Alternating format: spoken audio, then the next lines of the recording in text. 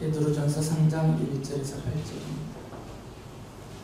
아내가 된 여러분, 이와 같이 여러분은 자기 남편에게 순복하십시오. 그리하면 비록 말씀에 복종하지 않는 남편일지라도 말을 하지 않고도 아내 여러분의 행실로 말미암아 구원을 얻게 될 것입니다. 그들이 여러분의 경건하고 순결한 행실을 보고 그렇게 될 것입니다. 여러분은 머리를 꾸미며 금붙이를 달거나 옷을 차려 입거나 하여 거치장을 하지 말고 썩지 않는 온유하고 정숙한 마음으로 속사람을 단장하도록 하십시오. 그것이 하나님께서 보시기에 값진 것입니다. 전에 하나님께 소망을 두고 살던 거룩한 여자들도 이와 같이 자기를 단장하고 자기 남편에게 순복하였습니다. 사라가 아브라함을 주인이라고 부르면서 그에게 순종하던 것과 같습니다. 여러분은 선을 행하고 아무리 무서운 일도 두려워하지 않으니 사라의 딸이 된 것입니다. 남편이 된 여러분, 이와 같이 여러분도 아내가 여성으로서 자기보다 연약한 그릇임을 이해하고 함께 살아야 합니다. 그리고 생명의 은혜를 함께 상속받을 사람으로 알고 존중하십시오. 그리해야 여러분의 기도가 막히지 않을 것입니다. 아멘. 초대교회 예루살렘에 있었던 초대교회는 교회와 성도들이 교회 밖 세상 사람들로부터 칭송을 받았습니다. 사람들이 착하다, 그리고 정직하다라는 칭찬을 얻었습니다. 한국의 선교사들을 통해서 복음이 전파된 이후에 1907년에 평양에서 회개운동이 일어났어요. 그것이 전국적으로 확산이 되었고요. 그 이후에 한국의 초대교회 성도들도 교회 밖 세상 사람들로부터 정직하다, 착하다라는 칭송을 얻었습니다. 오늘날의 모습과는 많이 다르죠. 교회 바깥에 있는 분들이 한국 교회와 성도들을 또 목회자들을 바라보면서 참 정직하고 착한 사람들이다, 이렇게 평가를 하지 않습니다. 심지어는 적폐의 대상이라고 여기면서 타도에 물리쳐야 될 그런 대상으로까지 평가를 합니다. 이것은 주님이 가르치신 말씀에 순종하지 않고 완전히 벗어난 모습으로 살고 있기 때문이에요. 예수님께서 제자들에게 이렇게 말씀을 하셨어요. 마태복음서 5장 16절에 보면 이와 같이 너희 빛을 사람에게 비추어서 그들이 너희의 착한 행실을 보고 하늘에 계신 너희 아버지께 영광을 돌리게 하여라. 계속해서 말씀을 드렸듯이 성도인 우리들은 하나님의 사랑을 받는 하나님의 자녀일 뿐만 아니라 예수 그리스도를 주인으로 또 선생님으로 믿고 따르는 그리스도의 제자입니다. 그래서 스승 되신 주님이 제자들과 성도들에게, 당신을 따르는 제자들인 성도들에게 너희들이 착하게 살아야 된다고 말씀하셨어요. 마음으로만 착함을 품는 것이 아니라 실제로 말과 행실에서 착해야 된다고 말씀하셨고, 그것이 사람들 앞에 드러나야 된다고 말씀을 하셨어요. 물론 사람마다 기질이 다르고 성격이 다르기 때문에 좀 성급하게 말과 행동하시는 분이 있을 수도 있고 차분하고 온순하게 말과 행동을 하시는 분이 있을 수도 있어요. 그것은 바뀔 수는 없겠죠. 그렇다 하더라도 기질과 성격이 어떻다 하더라도 그 기본적으로 본질적으로 성도는 정직하고 착해야 됩니다. 그리스도의 제자로서 우리 주님의 가르치심을 따라서 사람들로부터 착하다, 정직하다 이런 평가를 얻도록 살아야 돼요. 이것이 하나님의 자녀이며 그리스도의 제자로서 성도들이 이 세상에서 살아가야 될 자신의 모습이고 드러내야 될 성도다움이다라는 것이죠. 베드로 사도도 이 주님의 말씀을 그대로 따라서 성도들에게 이렇게 말을 합니다. 베드로전서 2장 12절 보면 여러분은 이방 사람 가운데서 행실을 바르게 하십시오.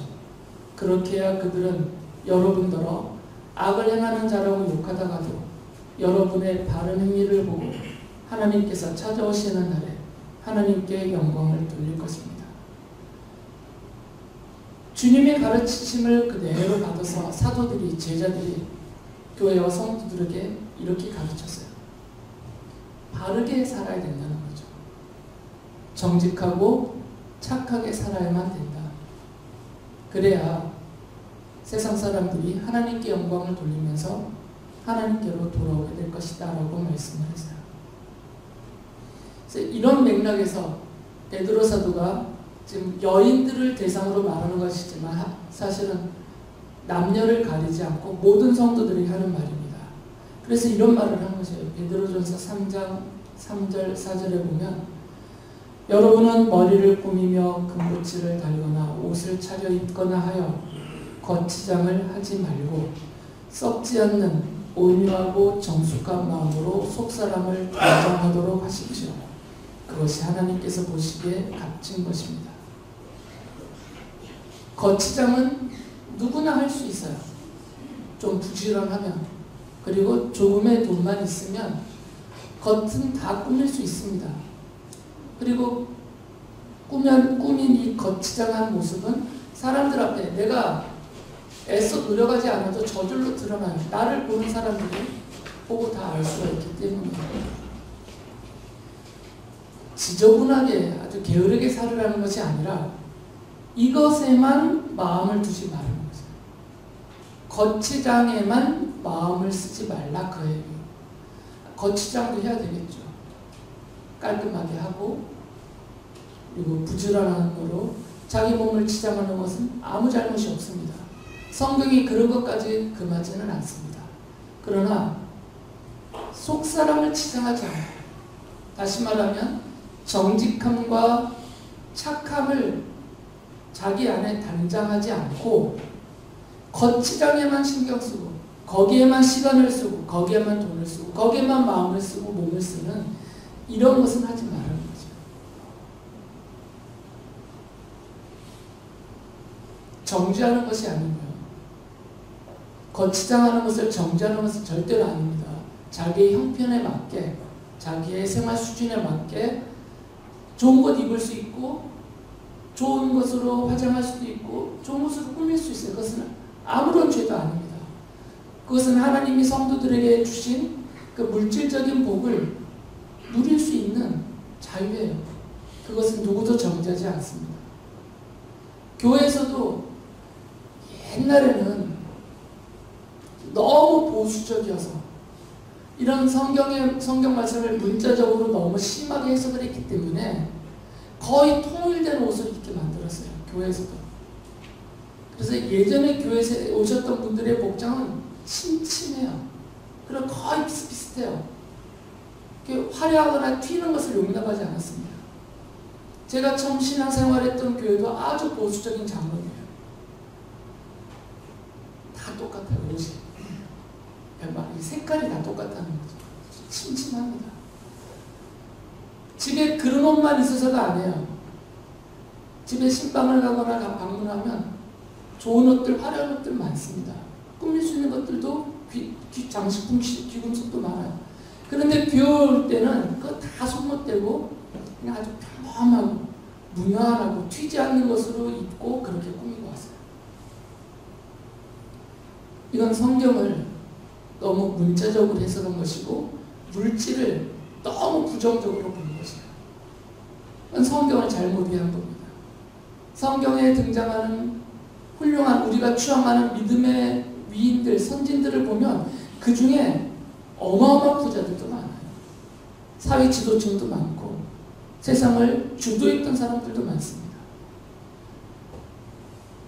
베드로가 이 말을 한 것은 거기에만 몰입하고 있는 것이 나쁘다라는 거죠.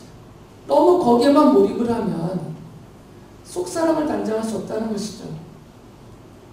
정직하게 그리고 착하게 사람들과 세상 앞에서 자신을 드러내면서 살아갈 수 있는 일에 힘을 못 쓰게 되기 때문에 이것을 좀 자제하라고 말하는 거죠.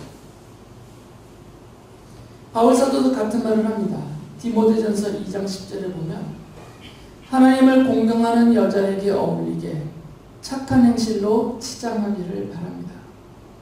그러니까 거치장하지 말고 바울사도도 너무 거치장에 몰입하지 말고 착한 행실로 자기를 치장하라고 말씀하셨어요. 이건 여성도들만이 아닙니다. 남녀 성도들을 가리지 않고 모든 성도들이 정직과 착함으로 자기의 속사람을 단장해야 된다는 말씀이에요.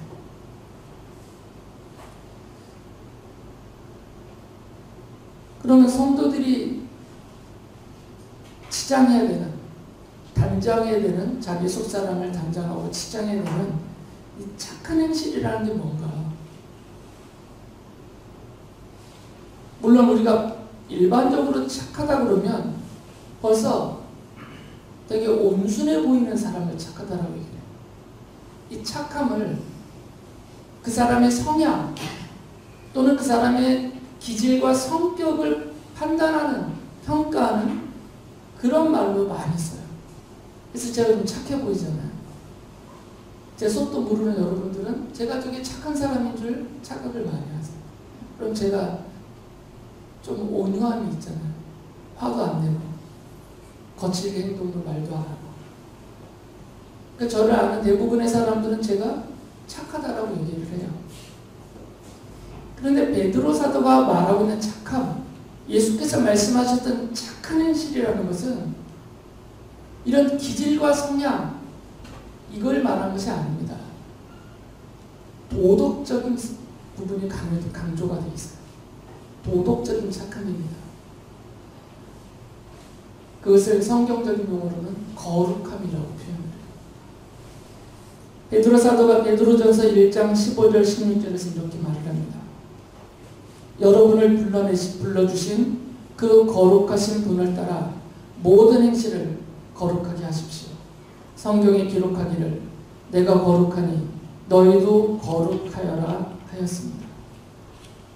성경이 말하고 있는, 우리 주님과 사도들이 말하고 있는 성도들이 마땅히 가져야 될 착하고 선한 행실은 기질적인 성격적인 온순함이 아니라 도덕적인 거룩함이라는 거죠.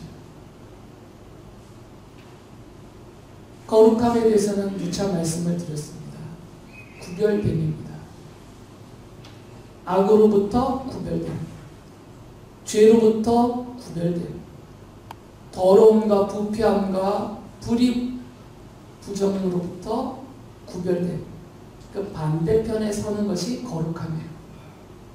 이게 도덕적인 착함입니다.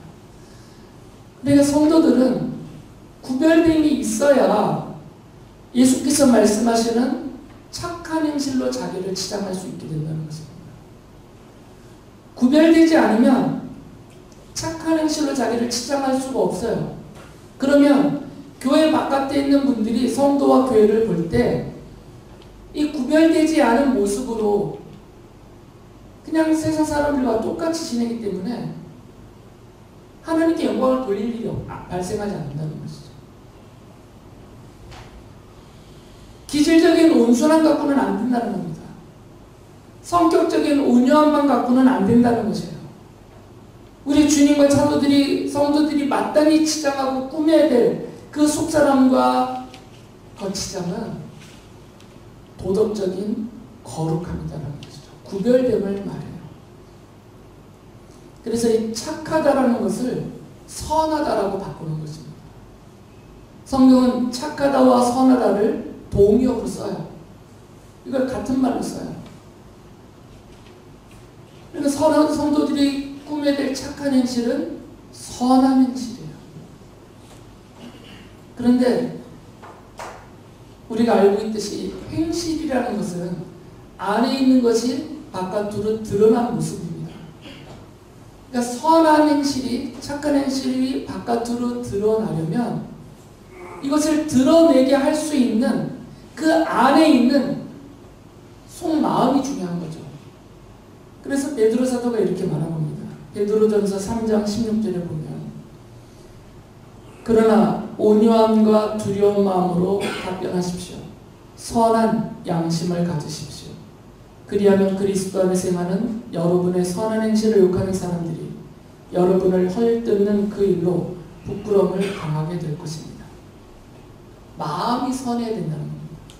마음이 선해야 이 마음 안에 있는 것이 말로 드러낼 때는 선한 말이 나오고 손과 발로 행함으로 드러낼 때는 선한 행실로 드러난다는 거죠. 그래서 베드로 사도가 선한 양심, 곧 착한 양심을, 착한 마음을 가져야 된다는 겁니다. 나는 이제부터 선한 양심을 가질 거야. 그런다고 되지는 않겠죠, 물론. 그러나 이런 것을 의식은 하고 살아야 되는 거죠. 내가 하나님의 사랑받는 하나님의 자녀로서, 거룩한 하나님의 백성으로서, 그리스도의 제자로서 내가 어떤 사람이 되어야 될까를 늘 생각하고 있으라는 것이죠. 그래서 마음으로부터 선한 마음이 계속 일어나야 돼요. 착한 마음이 계속 일어나야 됩니다. 그래야 선하게 말을 하고 선하게 행동할 수가 있어요. 우리 마음 안에 세상과 구별됨이 없으면, 이 악과 죄와 부패와 부조리와 이 부정한 것들과 구별됨이 없으면, 거룩함이 우리 속에 없으면, 하나님의 자녀다움의 그 정체를 잃어버리면 선한 행실이 나오지가 않아요. 선한 양심이 우리 안에 자리 잡기가 어렵습니다. 바울 사도는 더 적극적으로 나와서 이렇게까지도 말을 해요. 디도서 2장 7절에 보면, 물론 이건 디도 목사님에게 한 말이지만 모든 성도들에게 가르치란 말씀이었어요. 그대는 모든 일에 선한 행실에 모범이 되십시오. 모범이 될 정도로 애를 쓰라, 그렇게 말했어요. 이 정도면 됐지 하고 머무는 게 아니라 사람들이 그렇게 평가할 수 있을 만큼까지 애를 쓰라, 그 말이죠. 사람들이 교회를 보면서, 성도님들을 보면서 참 정직하다, 착하고 선하다라고 인정해 줄 때까지 애쓰라, 그 말이에요. 나는 할 만큼 했다. 나는 정말 이게 다다 이러고 멈추지 말고, 나 원래 그래, 나는 성질이 원래 그래 이러고 자기 변명하지 말고 모범이 될 때까지 하라, 그런 말씀. 우리가 포기할 때 늘 하는 말이 있습니다. 나는 원래 그래, 이런 말. 타고난 게 그래, 또는 뭐 배운 게 그래, 나 집안에서 이렇게 자랐어, 이런 말들을 늘 써요. 그건 안 하겠다는 말과 같은 단어입니다. 모범이 될 때까지 멈추지 말라라고 말씀하셨어요. 성도들은 그리스도의 제자로서 선한 양심, 선한 마음을 가지려고 애를 써야 될 것이고요.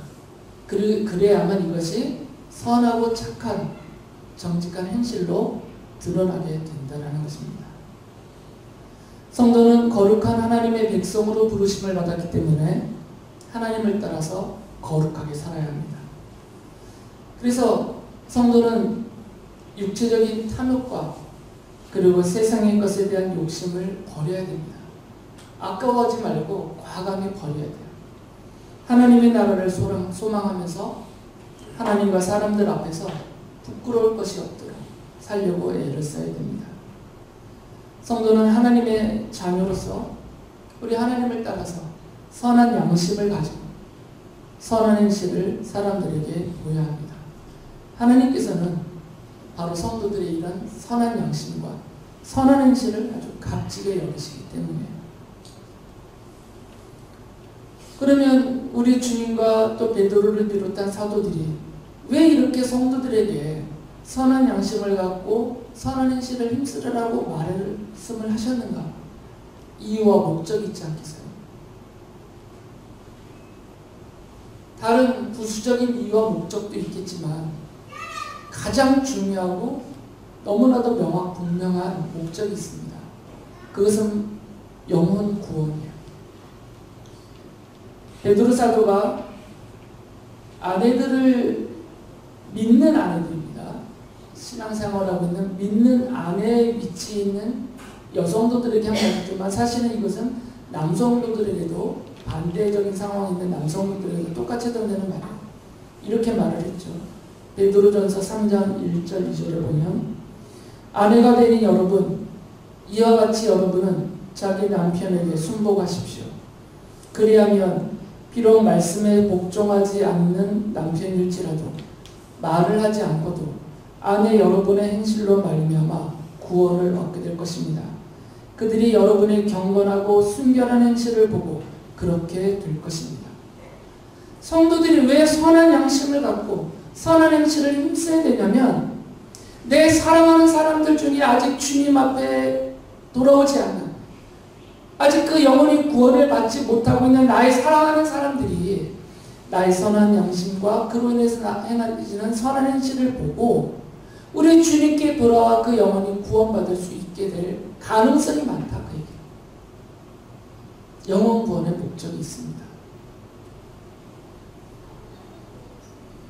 선한 행실을 보이지 않는다고 성도들의 구원이 취소되지 않습니다. 그 마음속에 악을 품고 있다고 해서 성도가 받은 구원과 생명을 잃어버리고 지옥 영벌에 떨어지는 일은 없습니다. 하나님이 세상 창조 전에 그 죄를 용서하시고 하나님의 자녀로 삼으시려고 선택해 놓으신 그들을 하나님의 자녀로 부르셨기 때문에 그것은 영원한 부르심입니다. 이 자리에 있는 여러분들은 세상 창조 전에 하나님의 택함을 받으셨고 때가 되어 하나님의 부르심을 받았고 예수님의 십자가 복음을 듣고 믿고 그 죄를 완전히 온전히 영원히 용서함 받아서 하나님 보시기에 죄가 없는 의인으로 여김을 받는 하나님의 사랑받는 하나님의 자녀입니다. 이것은 취소되거나 변질되지 않습니다. 완전하고 온전하고 영원한 선택과 구원이에요. 그러니까 성도들 마음속에 선하지 않은 다소 악한 죄와 악에 물드는 마음이 있다더라도 그 받은 구원이 취소되지는 않습니다. 성도들의 행실이 혹여 세상 사람들이 볼 때 비난을 받을 일을 그 행실 가운데 드러낸다고 해서 받은 구원이 취소되지는 않아요. 그러나 비난하는 그 세상 사람들의 영혼은 구원하기 어렵다 그 말이에요. 남편에게 순종하지 않는 순복하지 않는 아내가 전하는 십자가의 복음을 받아들일 남편은 거의 없어요. 남편을 대할 때 믿는 아내로서 남편을 대할 때 남편을 향한 선한 마음을 가지고 남편을 향해서 선하고 착한 행실을 계속 드러내면서 남편이 무시를 하든 핍박을 하든 멸시를 하든 무관심을 보이든 계속해서 그런 태도를 지속을 하면 어느 시점에선가 남편이 눈이 밝아져서 자기 아내가 품고 있는 선한 양심과 선한 행실을 보고 그 아내가 말과 삶으로 드러내는 십자가 복음을 듣고 믿고 주님께 돌아와 그 영혼이 구원받을 가능성이 더 높아진다 그 말이에요. 성도는 내 사랑하는 사람들의 영혼을 구원하기 위하여서 그들을 대할 때 그들 앞에서 선한 양심과 선한 행실에 힘을 써야 된다 그 말씀입니다. 베드로 사도가 이렇게 말을 합니다. 베드로전서 3장 5절을 보면 전에 하나님께 소망을 두고 살던 거룩한 여자들도 이와 같이 자기를 단장하고 자기 남편에게 순복하였습니다. 베드로 사도가 사용하고 있는 순복 또는 순종, 복종 사도들이 사용하는 이 단어들은 계급 사회에서 주인과 종의 상태 또는 상관과 부하의 상태 이런 계급적인 순종, 복종, 이거 순복 이걸 말하는 것이 아닙니다. 아버지와 자녀 사이에 계급이 어디 있어요? 어머니와 자녀 사이에 계급이 어디 있습니까? 부부 사이에 계급이 어디 있어요? 사랑하기 때문에 순종하는 겁니다.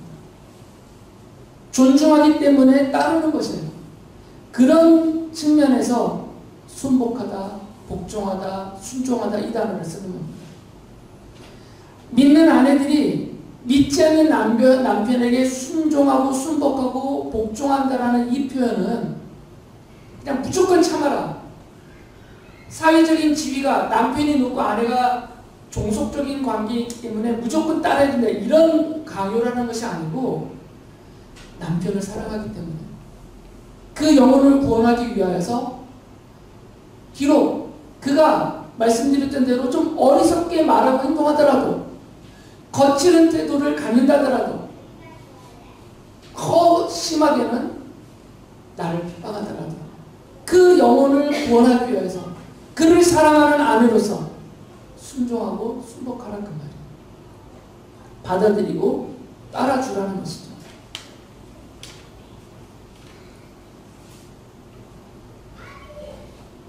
믿는 아내가 믿지 않는 남편의 어리석음을 바로잡아주려고 막 가르쳐댑니다.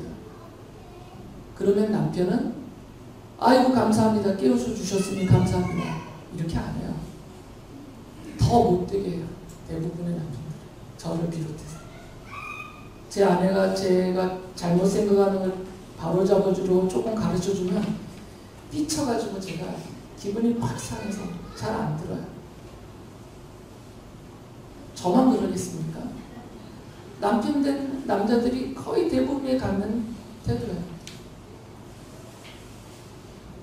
근데 그 남편의 잘못됨을 바로 잡아주는 게 중요하겠어요? 그 남편의 영혼을 구원하는 게 더 중요하겠어요?